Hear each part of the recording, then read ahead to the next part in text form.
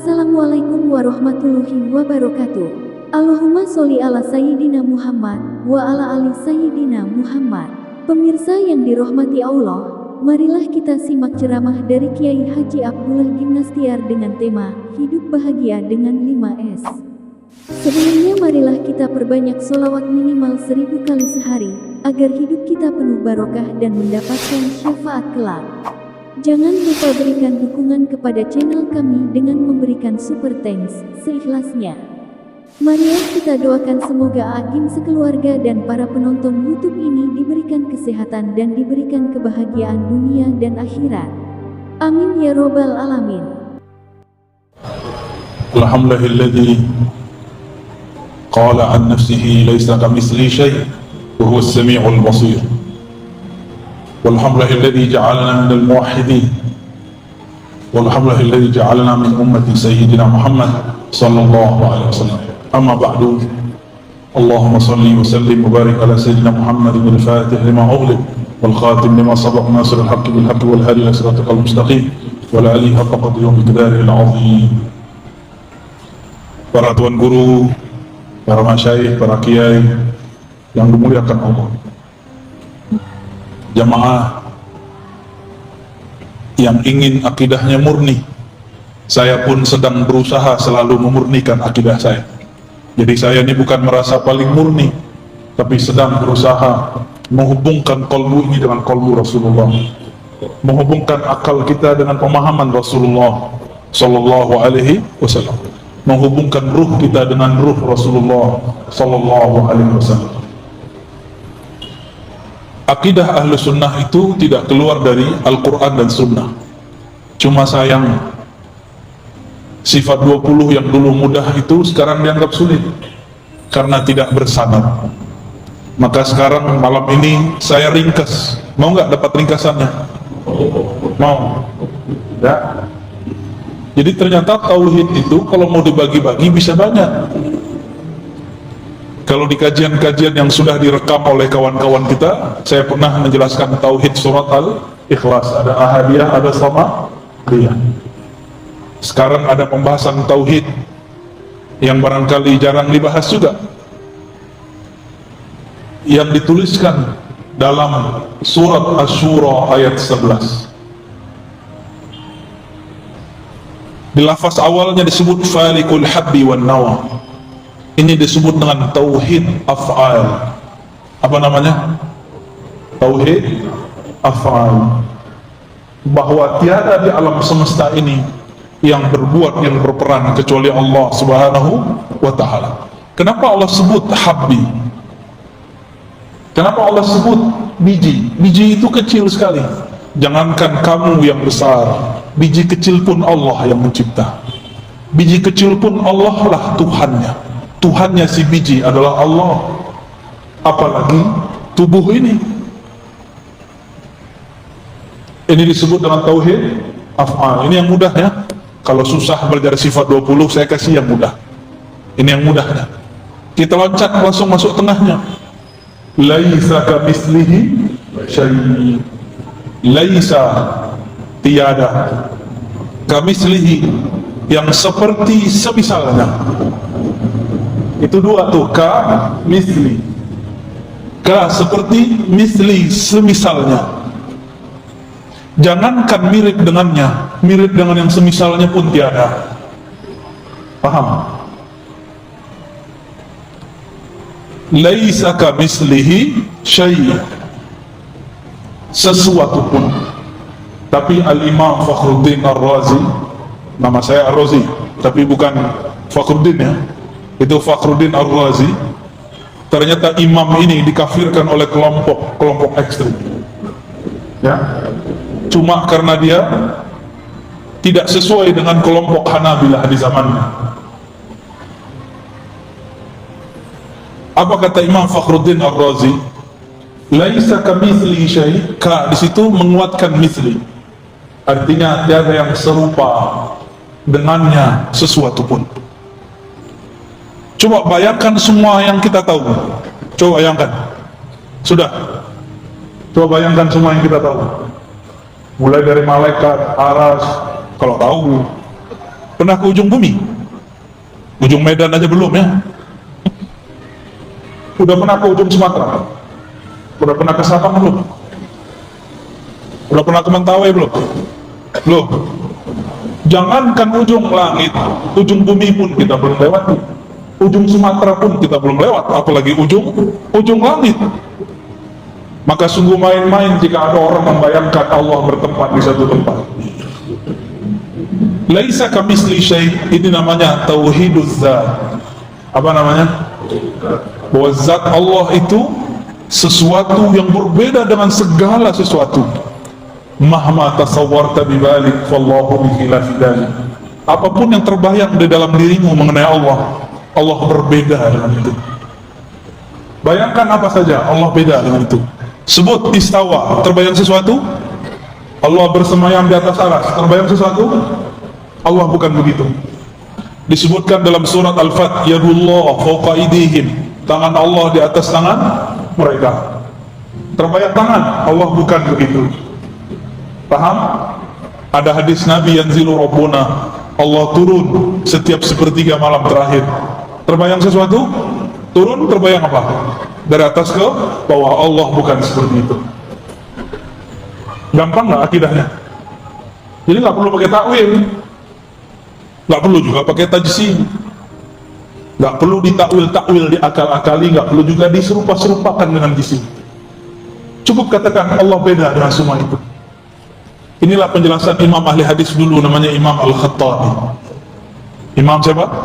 Al-Khattabi. Beliau ternyata pernah berinteraksi dengan murid-murid Imam Abul Hasan Al-Asy'ari, imam yang mensyarah pertama kali Sunan Abi Dawud, kitab hadis. Imam ahli hadis ini.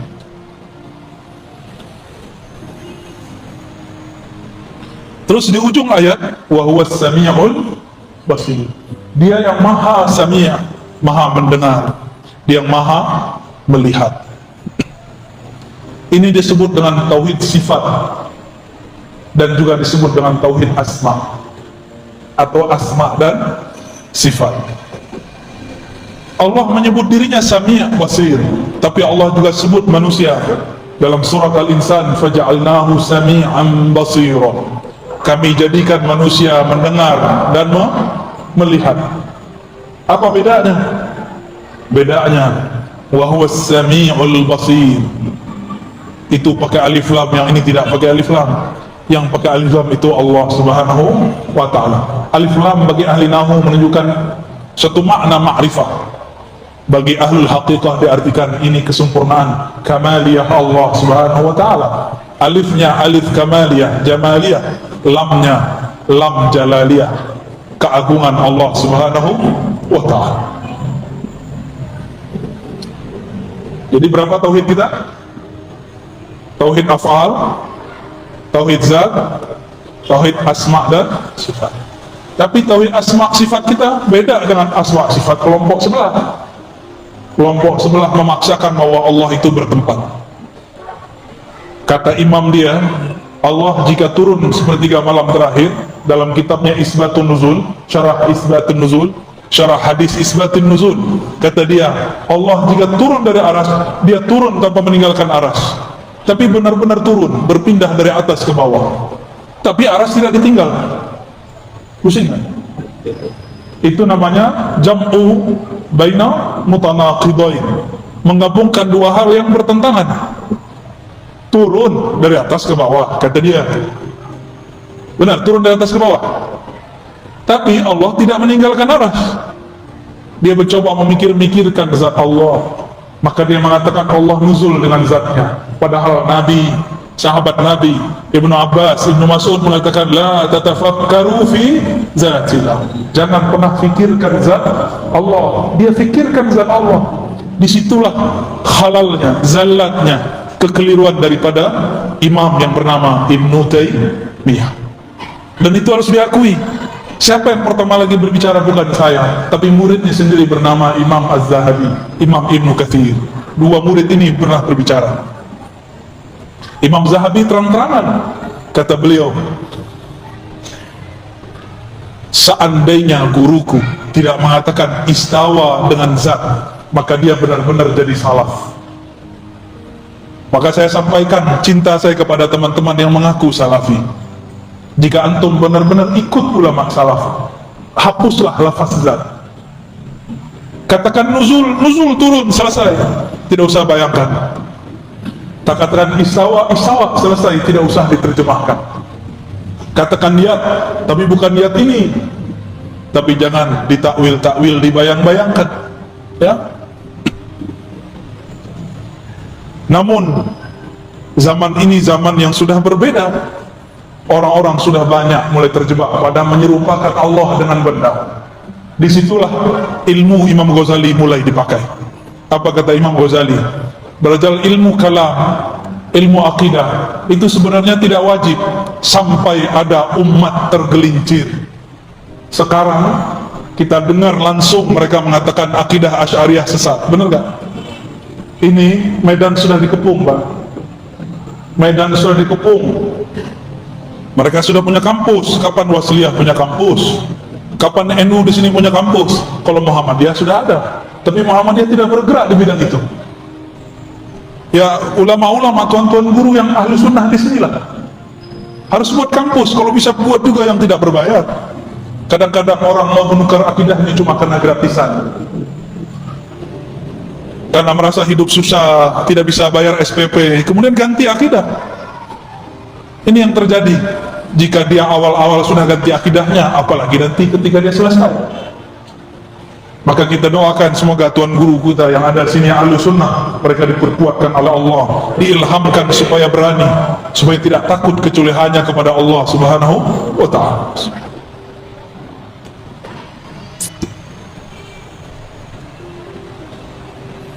Itu pembagian versi surat Asy-Syura. Masih banyak pembagiannya. Ini tauhid itu banyak baginya. Mau yang ribet lagi ya? Yang ribet yang mudah. Yang mudah surat Al-Ikhlas. Di surat Al-Ikhlas ada 4 tauhid di situ. Pertama tauhid ahadiyah. Qul huwallahu ahad. Katakanlah Allah itu dialah, hanya Dia yang sendiri. Maka Allah dulu sendiri, sekarang tetap sendiri. Allah istawa di atas aras, bukan berarti Allah duduk di atas aras. Wa huwa mustaghnin 'anil 'arsy. Seperti dikatakan oleh Imam At-Tahawi menjelaskan ayat-ayat tentang aras. Allah maha tidak memerlukan aras. Araslah yang memerlukan Allah. Maka jangan bayangkan Allah duduk. Dulu ada namanya Muhammad bin Karram, saya sering sebut nama orang ini, wafat 255, diikuti oleh seorang ahli hadis, tapi akidahnya sudah keliru, namanya Utsman bin Sa'id Darimi. Apa kata mereka? Allah itu duduk di atas aras dan menyentuhnya. Mumasah. Apa arti mumasah? Bersentuhan antara Allah dan aras. Mereka mengkafirkan Sufi Ibnu Arabi karena hulul itihad dan wahdatul wujud. Hulul itu Allah nyatu ke hamba, itihad hamba nyatu ke Allah. Wahdatul wujud tidak ada penyatuan, yang ada hanya satu wujud. Tapi mereka mengatakan Allah masuk ke alam. Masuk ke alam namanya hulul. Bagaimana cara Allah masuk ke alam? Allah turun sepertiga malam terakhir, itu namanya hulul. Maka kita meyakini Allah istawa di atas aras, turun ke bumi, ke langit bumi, tapi tidak bersatu dengan bumi, tidak perlu memasuki langit. Karena jika diartikan memasuki, berarti kita membayangkan Allah SWT zatnya. Dan ini pantangan para sahabat, pantangan Rasulullah Sallallahu Alaihi Wasallam. Itu tauhid apa namanya? Ahadiyah. Jadi ahadiyah ini mudahnya Allah sendiri sebelum ada alam, namanya tauhid ahad, berarti Dia sendiri. Lalu Dia ciptakan alam, alam semuanya memerlukan ciptaannya, memerlukan kun darinya, disebut dengan Allahus Samad, tauhid samadiyah. Paham? Kita ini perlu butuh Allah enggak? Orang Medan nyebut butuh enggak jorok ya? Sama kayak orang Jakarta ya? Sama kayak orang Padang juga? Sama. Allah tidak membutuhkan alam, alamlah yang butuh kepada Allah. Allah tidak perlu disembah. Alamlah yang perlu menyembah Allah. Apa arti sembah? Sembah itu hormat. Sembah itu artinya mengenal. Alam itu butuh kenal Allah. Maka kemuliaan alam tergantung seberapa kenal dia kepada Allah. Kalau cuma kenal Bismillahirrahmanirrahim, ya segitu aja. Kalau kenal makna Bismillahirrahmanirrahim, itu lebih cakep lagi. Mungkin ada yang ngomong, susah amat belajar akidah. Berarti kita cuma segitu makomnya. Kita jadi orang awam aja, berarti antum cuma jadi orang awam. Tidak mau menggunakan otak yang besar itu untuk memikirkan hal-hal yang penting. Dunia dipikirkan, cinta, jatuh cinta, patah hati dipikirkan. Giliran tentang Allah tidak mau belajar sifat-sifat. Sifat Allah boleh dipikirkan, tapi zat Allah tidak boleh dipikirkan. Lam yalid wa lam yulad, tidak melahirkan, tidak dilahirkan. Disebut dengan tauhid tanzih anis sabab. Tauhid tanzih, Allah maha suci daripada sebab. Allah tidak butuh sebab, dialah yang menciptakan sebab. Orang Yahudi datang kepada Rasulullah Sallallahu Alaihi Wasallam. Apa kata mereka? Ya Muhammad, siapa yang menciptakan langit dan bumi? Allah. Lalu siapa yang menciptakan Allah? Itu orang Yahudi. Itu cerdas atau keblinger? Cerdas atau bodoh? Jadi orang Yahudi itu nggak seperti yang diceritakan orang. Ada yang cerdas, ada yang tidak cerdas. Sama kayak kita. Kenapa banyak nabi di kalangan Yahudi? Karena banyak mereka yang menyimpang. Jadi jangan bangga dulu orang Yahudi jadi Yahudi, ya. Katanya dulu orang Batak daftar jadi orang Yahudi, ya, nggak diterima, ya. Oh janganlah, jangan daftar lah. Orang Melayu mau jadi orang Yahudi juga janganlah, ya.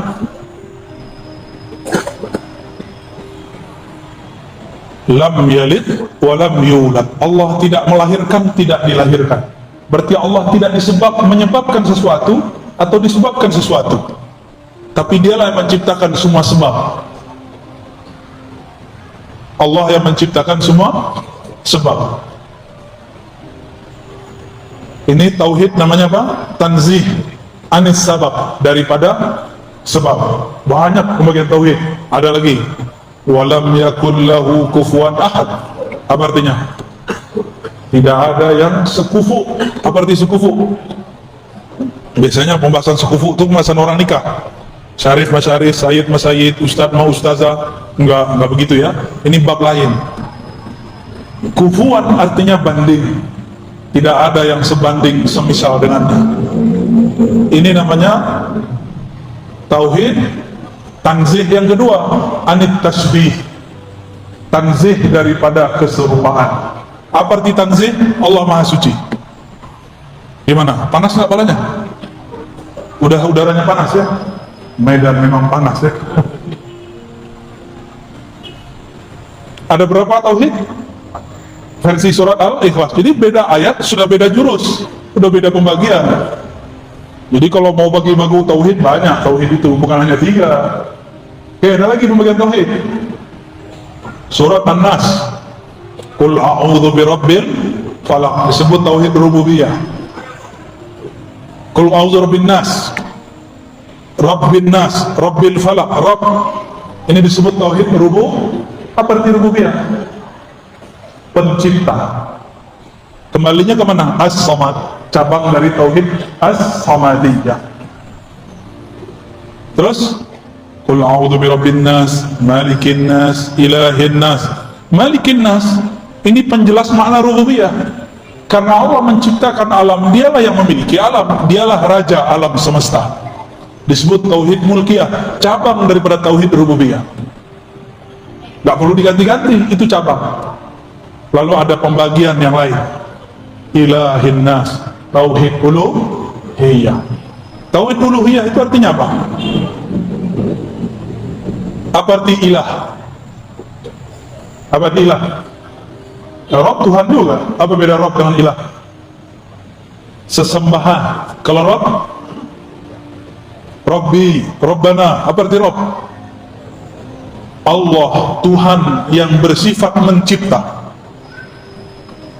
Apa arti Rabb? Alhamdulillahi Rabbil Alamin. Segala puji milik Allah, pencipta alam semesta. Itu arti Rabb. Di dalam tubuh kita ada miliaran alam. Setiap sel itu satu alam. Setiap ada pembuluh darah, satu alam. Satu pembuluh, satu rambut, satu alam. Di tubuh ini banyak sekali alam. Maka manusia disebut dengan alam kecil, al-alam as-saghir. Maka kalau disebut alhamdulillahirabbil alamin, tidak usah bayangkan yang di luar, bayangkan kita. Segala puji, terima kasih ya Allah yang menciptakan tubuhku dari yang sel terkecil zarah sampai tubuhku yang besar. Itu namanya tauhid rububiyah. Cuma sayang sekali kata rububiyah oleh kelompok sebelah dipakai untuk istilah yang aneh. Kata mereka ada tauhid al-musyrikin, ada tauhid orang musyrik. Gimana tuh Dr. Tahir? Tauhid orang musyrik nyambung nggak? Tauhid mengesahkan satu, musyrik mau menyekutukan, nyambung nggak? Itulah akibat karena mereka mengharamkan kitab-kitab mantik. Mantik ini jadi senjata ulama-ulama di tanah Melayu dari dulu. Itulah pertahanan mereka salah satunya ketika berdebat. Tapi zaman sudah berubah. Sekarang zamannya bukan mantik, zamannya mana dalilnya. Jadi para ustadz, para kiai, tuan guru, jangan lagi bangga-bangga dengan mantik. Sekarang pelajari dalil. Dalil menurut mereka, dalilnya adalah Quran Sunnah. Ayat sekian, hadis sekian. Bukan nomornya, hafalkan teksnya. Gak penting hafal nomor, yang penting hafal teksnya. Jadi rububiyah kita berbeda dengan rububiyah mereka. Bagi kita rububiyah itu murni sang hamba mengatakan, mengakui aku adalah ciptaanmu ya Allah. Dan rububiyah itu mesti digabung dengan uluhiyah, bersatu dengan uluhiyah, maka disebut ilahin nas, ilahnya manusia. Ilah itu artinya yang berhak disembah, ilah itu artinya yang dituju. Dan yang paling indah artinya yang maha dicintai. Itu arti dari ilah. Kalau ahli fikih bilang jadi sembah, makanya ahli fikih menyebut sholat itu taklif, beban. Benar, tuan guru? Kalau ngajar fikih, usul fikih, diartikan fikih usul fikih apa? Ilmu mengenai apa? Adillah, dalil-dalil kepada mukallaf, orang yang dibebani. Maka ahli fikih ini kalau sholat terbebani, isyarat gini, ya sebulan gini, itu ahli fikih biasa. Tapi kalau fikihnya faqih rabbani, itu beda. Kalau faqihnya sudah sampai kepada tauhid uluhiyah, uluhiyah ini dia cinta kepada Allah. Kalau kita cinta seseorang, malam pun kita jaga dia. Bapak ibu ini yang sudah punya anak, ibu-ibu udah anak ya, kalau anak kita bangun nggak? Bangun. Anak kita minta minum, kita ambilkan minum. Anak kita minta susu, kita susui. Maka disebutlah orang tua itu kama rabbayani saghira. Rabba itu mengurus urusan ciptaan. Maka nur rububiyah itu Allah turunkan kepada orang tua, bukan kepada berhala, seperti akidah kelompok sebelah. Nur rububiyah itu Allah turunkan kepada orang tua. Maka disebutlah Allah berwasiat, wa wassaynal insana biwalidayhi ihsana. Karena di dalam diri mereka ada satu nur, namanya nur rububiyah. Inilah yang kita baca, Rabbighfirli wa liwalidayya. Ya Allah, ampunkan aku dan kedua orang tuaku, warhamhuma, sayangi keduanya, kama rabbayani, sebagaimana mereka mengurusku dengan penuh kasih sayang di waktu kecil. Berarti rububiyah itu berkaitan dengan Rahman. Maka saya sebutlah rububiyah Allah itu rububiyah rahmaniyah. Apa arti rububiyah? Allah mencipta dengan rahmannya, dengan kasih sayangnya. Kalau Allah nggak sayang, kita nggak jadi. Maka kalau ada orang bunuh diri, dia sedang mengkhianati kasih sayang Allah subhanahu wa ta'ala. Makanya Allah marah kepada orang yang bunuh diri. disiksa dia kecuali di syariat Nabi Musa. Itulah tauhid uluhiyah. Kalau sudah gabung tiga tauhid ini, baru terjaga dari waswas syaitan. Syaitan itu yang ahli waswas namanya khannas. Apa namanya? Jangan kasih nama anak khannas ya. Kayaknya ada di Quran ini ya. Buka-buka di Quran halaman terakhir, wah khannas. Saya kasih nama anak aja ya, Abdullah Khannas. Jangan ya. Kalau mau kasih nama anak, tanya ke ulama, ini benar gak artinya? Kalau orang sudah jatuh cinta kepada Allah, barulah dia masuk kepada tauhid uluhiyah. Orang-orang seperti inilah kalau ibadah bukan terasa beban. Bangun tahajud bukan karena cari pahala lagi, tapi karena malu. Allah dengan rahmannya turun ke langit pertama, masa kita tinggalkan dia tidur begitu saja? Itulah makna tanazzulat rahmaniyah, turunnya rahman Allah subhanahu wa ta'ala. Kita datang ke rumah seseorang, tapi kita ketuk nggak buka pintu, kita ketuk lagi nggak buka pintu, ketuk lagi nggak buka pintu, besok mau datang lagi ya?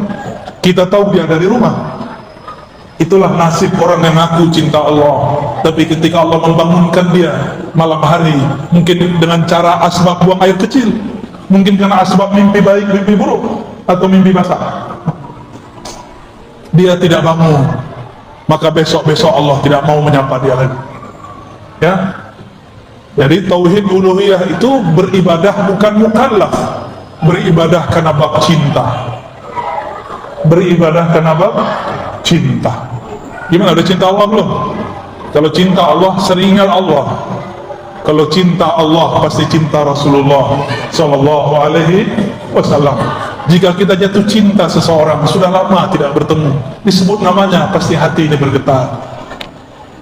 Karena mencintai Allah itu abstrak, susah dipikirkan, maka Allah utuslah Nabi Muhammad sallallahu alaihi wasallam. Diutus Nabi Muhammad.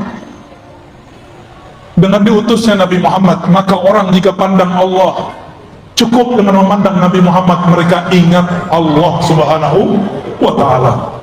Man izaru'u zukirallah. Orang yang jika dipandang, memandangnya membuat kita teringat yang diingatnya, yaitu Allah subhanahu wa ta'ala. Nah, ini pembagian-pembagian tauhid yang mudah. Ada yang nyatet gak tadi? Antum hafalannya hebat-hebat semua ya? Ya sudah, nggak apa-apa ya. Nanti diputar lagi ya. Kalau lagi putar, sediakan note di depan. Kalau dosen saya marah-marah ini. Guru saya kalau kita nggak bawa pulpen, nggak bawa note, oh bisa diusir. Cuma saya tidak pantas seperti guru saya. Yang pantas jadi beliau-beliau aja. Saya maafkan antum nggak bawa note.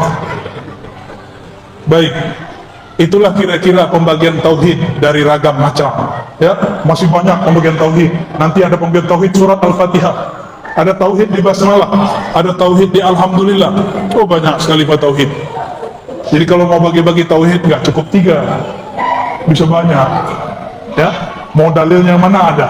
Ya, insya Allah jika umur panjang nanti kita jelaskan lagi tauhid apa yang belum dijelaskan.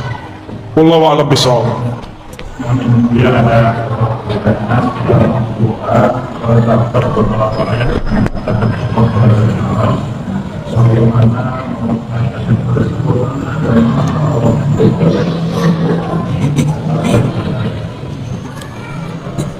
Pertanyaannya, di Quran ada beberapa ayat mengatakan Allah berada di atas aras. Benar nggak ada ayat begitu? Beneran? Ada nggak Allah di atas aras? Berada. Kalau begitu protes nanti orang, kan ada ayat fa aina ma tuwallu fathamma wajhullah. Kemanapun kau memandang di sana ada wajah Allah. Nanti protes orang. Protes lagi orang baca surah Al-Hadid, wa huwa ma'akum aina ma kuntum. Dia bersamamu dimanapun kamu berada. Protes lagi orang baca ayat, wa nahnu aqrabu ilaihi min hablil warid. Lebih dekat daripada urat nadi. Ayat-ayat itu bukan menjelaskan Allah berada di suatu tempat. Ayat-ayat itu menjelaskan tentang sifat fi'liyah Allah. Apa arti sifat fi'liyah? Karakter fi'il perbuatan Allah subhanahu wa ta'ala. Adakah ayat yang mengatakan kana mawjudan 'alal 'arsy? Ada enggak? Enggak ada. Itu ayat baru tuh. Ya, juz 31. Ayat syaitan. Enggak ada ayat begitu. Yang membisikkan Allah berada di tempat itu iblis. Enggak ada. Antum cari ayatnya kalau ada. Jadi saya perlu luruskan, Allah Maha Suci dari tempat, terbebas dari penyebutan tempat. Karena kalau kita sebut Allah di atas aras berada, lalu bagaimana dengan wa huwa ma'akum, dia bersamamu, huwa. Kalimatnya pakai huwa, bukan istawa. Istawa itu fi'il, ini pakai huwa. Huwa itu zatnya. Tapi tidak ada ulama satupun ahlu sunnah, ulama-ulama sufiyah yang bening kolbunya mengatakan Allah bizatihi ma'akum. Tidak ada. Allah dengan zatnya bersama kamu, tidak ada. Jadi tolong diluruskan, itu salah terjemah. Ya, wallahu a'lam bishawab.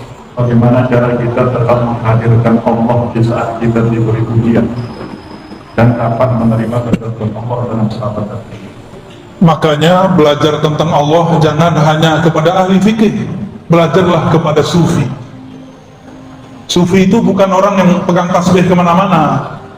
Sufi itu man safa qalbuhu, orang yang kalbunya bening dari selain Allah.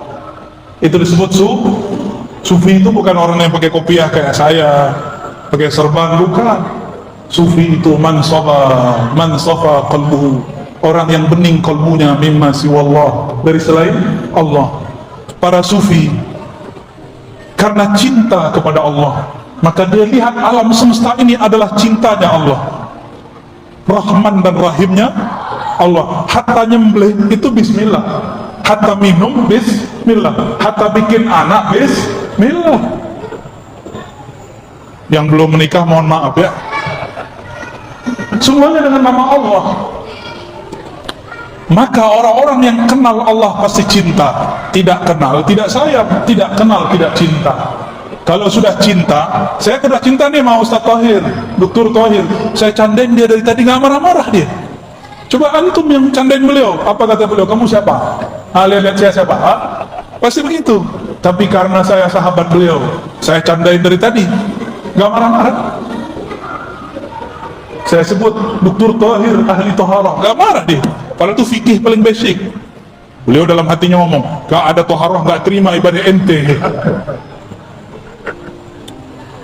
Kalau sudah cinta, dicubit, gemas. Tahu gemas? Apa bahasa orang Medannya? Gemas. Geram. Waduh, geram beda dengan gemas.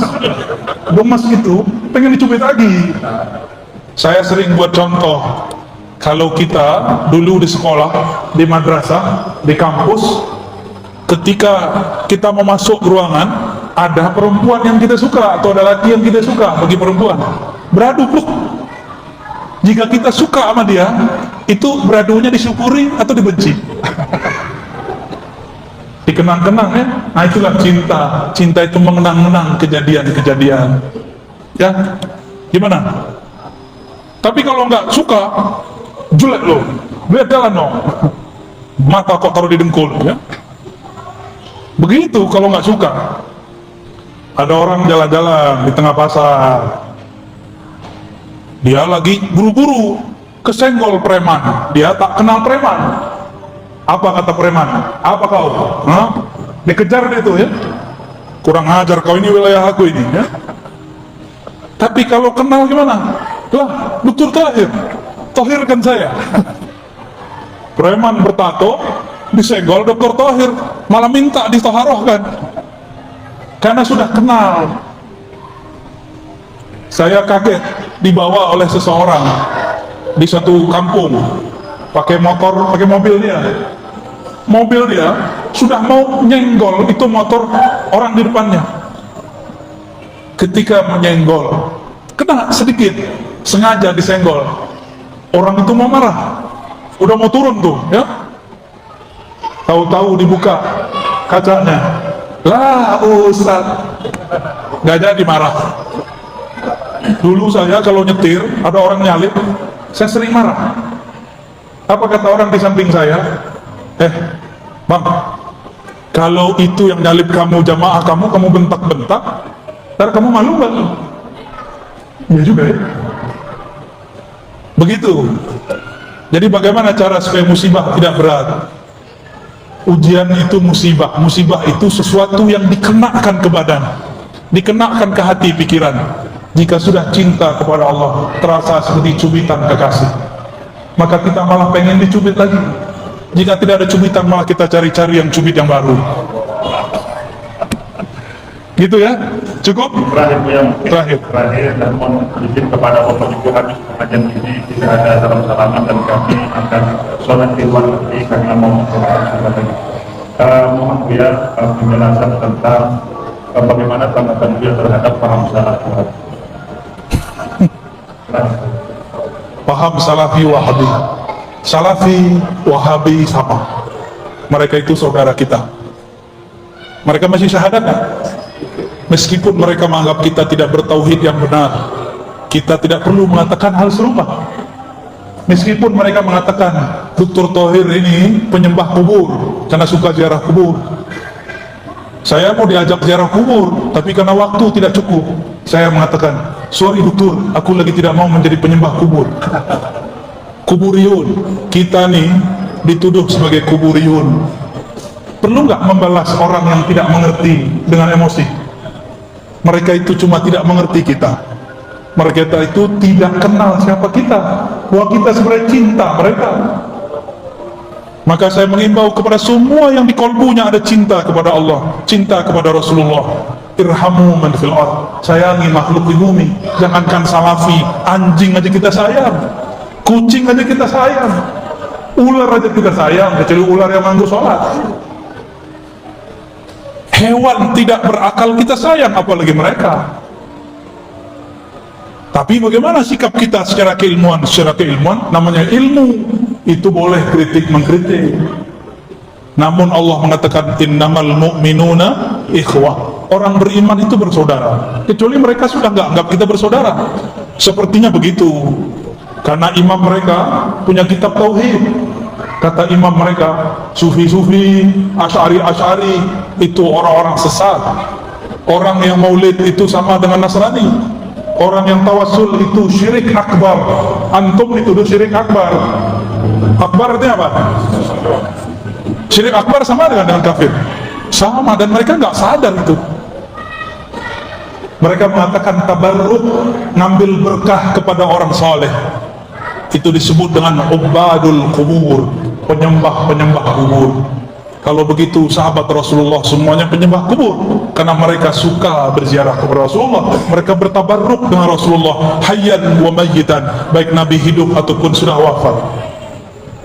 Ini akhir yang mau saya sampaikan. Kata Abu Juhaifah, ketika Rasulullah datang ke Mekah, maka kami para sahabat mengambil tangannya. Waktu itu nggak beringas, Rasulullah waktunya luas, tidak dijadwal seperti Ustaz Thohir jadwal saya. Kalau saya tidak dijadwal banyak-banyak, saya mau salaman banyak-banyak. Tapi karena waktunya tidak mungkin, saya tidak bisa mengamalkan itu. Karena satu lagi, saya tidak pantas dicium tangannya. Cuma orang-orang cium juga tangan kita. Saya tahu aib saya, Bapak Ibu. Saya tahu dosa saya. Saya tahu posisi saya di hadapan Allah, bahwa saya ini orang yang hina. Makanya saya minta kepada panitia, tolong jangan dikondisikan salaman, cukup bil qulub, dengan hati. Namun kadang-kadang para muhibbin, orang cinta, dia lupa, kalap, dikejar juga. Mohon maaf ya. Jadi bagaimana sikap kita? Lihat Nabi SAW. Nabi tangannya diperebutkan, Nabi meludah, air ludahnya diperebutkan. Itu sahabat ambil ludah Nabi, sahabat yang di belakang nggak kena, maka diambil tangan sahabat yang sudah menempelkan air ludahnya kepada mukanya, diambil tangannya, dicium. Gimana? Syirik nggak tuh? Itu ada di Sahih Bukhari. Mungkin mereka nggak baca Sahih Bukhari ya. Oh, ini khusus buat Nabi. Lah, Anas bin Malik ditemui oleh seorang tabi'in. Kata tabi'in ini, wahai Anas, wahai Sayyid, pelayan khidmah kepada Rasulullah, izinkan aku mencium mata yang dulu matamu memandang Rasulullah SAW. Dulu ada sahabat diludahin oleh Rasulullah. atau air ludahnya adalah Rasulullah masuk ke dalam mulutnya. Ada sahabat yang memakan darahnya Nabi. Apa kata si tabi'in ini? Wahai Tuan Jabir, izinkan aku mencium lidah yang dulu lidah itu pernah merasakan air ludahnya Rasulullah sallallahu alaihi wasallam. Syirik enggak? Mereka tidak faham bab cinta, kita maklumi. Ya, masa orang yang faham tidak bisa sabar kepada orang tidak faham? Sabar sampai Imam Mahdi keluar. Ya, kalau kita mati sebelum itu ya sudah mati aja. Ya. Semoga umur kita sampai. Maka mereka tidak percaya kepada zuriat Nabi Habaib. Benar enggak? Mereka tidak percaya kepada mazhab. Mereka tidak percaya kepada sufi. Mereka tidak percaya kepada akidah Asy'ariyah Maturidiyah. Tidak apa, kita maafkan. Tidak usah kita rusuh. Maka saya sering katakan, saya begini ini bukan untuk menolak mereka, tapi ingin memperkuat sesama kita. Jadi niatkan ngaji memperkuat keahlusunnahan kita, bukan untuk berdebat dengan mereka. Karena yang belajar ingin berdebat tidak dapat mencium bau surga sejauh 500 tahun perjalanan. Nah, saya minta ampun kepada Allah karena dulu pernah berniat belajar sunnah, khatam Sahih Bukhari Muslim, niatnya untuk berdebat mereka. Benarlah kata Sayyidina Ibn Abbas, al-ilmu lillah, ilmu milik Allah, dan ilmu itu dia enggan kecuali mengarahkan, membimbing orang yang punya ilmu itu kepada Allah Subhanahu wa ta'ala. Jadi sama-sama kita doakan mereka, ya. Jadi kalau melihat saya ini kritik mereka, bukan saya benci. Wallahi la ubghidu ahadan minal muslimin wa in kana ikhtalafa ma'ana. Ya, saya enggak pernah benci siapapun orang Islam. Bahkan selain muslim pun saya tidak pernah benci, kecuali yang disuruh Allah benci. Ya. Semoga kajian ini diridhai oleh Allah SWT. Semoga ukhuwah kita terjaga. Semoga Medan bertahan, berkibar. Imam, syekh, tuan guru aswajanya, jamaah ahlu sunnahnya yang bersambung kolbunya, akal fikirannya kepada Rasulullah sallallahu alaihi wasallam. Allahumma amin, Allahumma amin, Allahumma rahmanir-rahim. Salli ala qalbi Sayyidina Rasulullah SAW fil qulub. Ya Allah, sampaikan salam dari kolbu kami kepada kolbu Rasulullah sallallahu alaihi wasallam. Wa salli ala aqli Sayyidina Muhammad fil uqud. Ya Allah, sampaikan salam akal pemahaman kami kepada akal pemahaman Rasulullah sallallahu alaihi wasallam. Allahumma salli ala ruhi Sayyidina Muhammadin fil arwah. Ya Allah, sampaikan salam rindu ruh kami kepada ruh baginda Nabi Muhammad sallallahu alaihi wasallam. Allahumma salli ala jasadi Sayyidina Muhammadin fil ajsad wa qabri Sayyidina Muhammadin fil maqabir. Ya Allah, dengan semua apapun yang kami punya ataupun tidak kami punya, sampaikanlah salam rindu kami kepada Rasulullah sallallahu alaihi wasallam. Ya Sayyidi ya Rasulullah, wahai Rasul kami, wahai Nabi kami, jawablah salam kami. Assalatu wassalamu alaika ya Sayyidana, ya abati ya Rasulullah. Rabbana atina fid dunya hasanah wa fil akhirati hasanah wa qina adzabannar.